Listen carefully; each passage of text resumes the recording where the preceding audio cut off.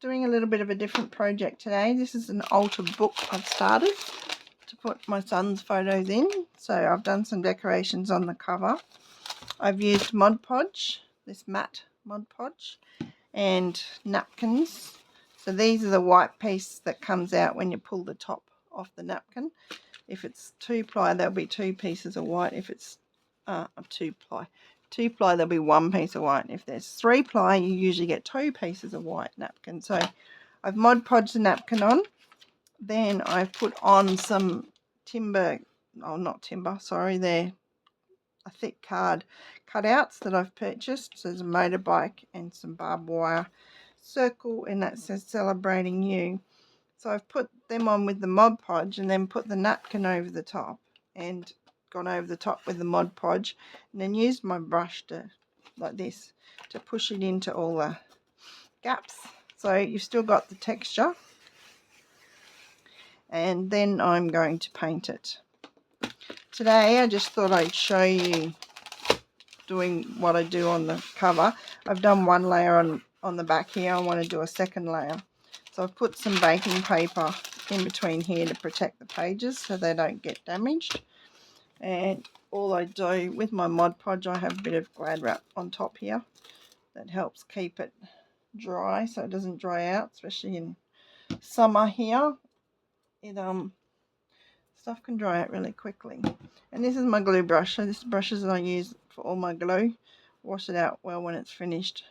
I keep my glue brush separate from my paint brushes so my paintbrush doesn't get all cloggy.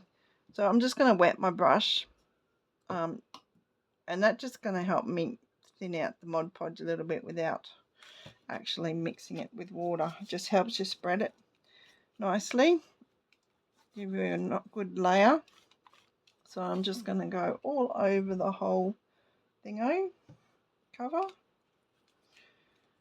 Getting a bit of rain today, so there's a low hanging around, which is the end of a cyclone that's been up north. Thankfully the cyclone didn't actually eventuate into anything massive, so it's just the huge downpour of rain that's been causing flooding damage and things. So if you're watching this and you're in North Queensland, I hope you're safe. And please don't drive through floodwaters. It's always so tempting, but when we've had big rains and floodwaters, you often hear of people that have gone through and come out a bit worse for wear on the other side. So be safe. So then I'm just going to lay this piece of napkin over here, and I'm going to let it go over that edge a little bit because I'm going to push it into the spine and cover the spine a bit because I want some more layers on there. Now the edges on my first layer weren't too crush hot, so I've put the glue around the edge, and I'm actually pushing this over the side here. And then once I've put the Mod Podge on, I'm hoping I might actually leave it there. Sometimes I tear it off as you go because once you wet the napkin it gets pretty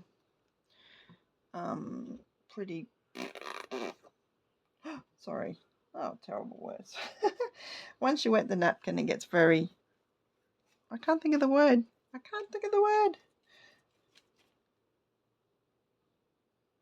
It gets very fragile. There you go. That word will do. It gets very fragile.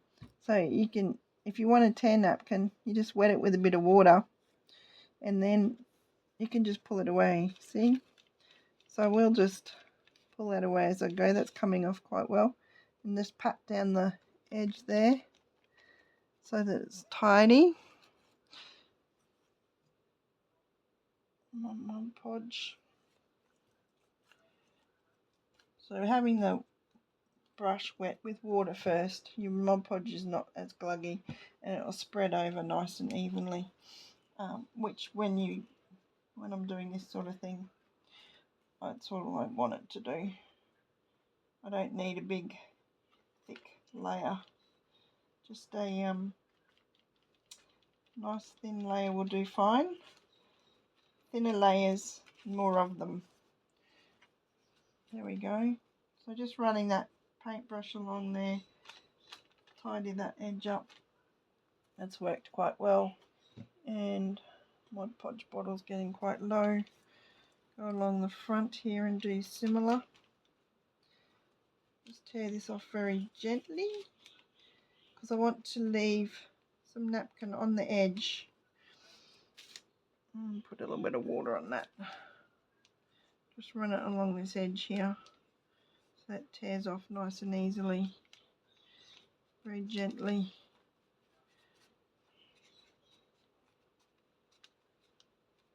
I'll try and make the edge nice and neat, but I'm not going to do anything on the inside of the book cover because it's white, so it's very plain. There's no need for me to cover it, although I may end up putting a photo or some pockets or something on there, but I don't need to totally cover it. So I'll just get this section covered properly first. I'll wet my brush a little bit more. You're going to be gentle with this when you're doing tissue, because if you get rough with it, it will start breaking apart, and you don't want that. You want to keep it all in one piece. I like having all the folds on it because that's what adds the texture, and I love that texture. Well, that's the effect that I want for this book anyway. So I'm just going to gently go over there, and you can see at that side here I've got some bits falling over, so I'm just going to tidy this edge up here a bit without actually, I'm going to leave those bits that are hanging because I'm going to cut those off and tidy that up later. I don't want to, if I try and pull it all, it's going to pull all the napkin off the edge, and that's not what I want. So I can cut that off with a nice sharp knife later and even it up, and then I probably will go around with a bit more tissue and put another layer over the edge. Just putting a little bit of glue down the spine here. Turn this piece over, push it into the little gully you get in the spine there. You want to make sure you've got all of your tissue covered with Mod Podge. You can use a watered down mixture of PVA glue if you don't have Mod Podge, which works exactly the same.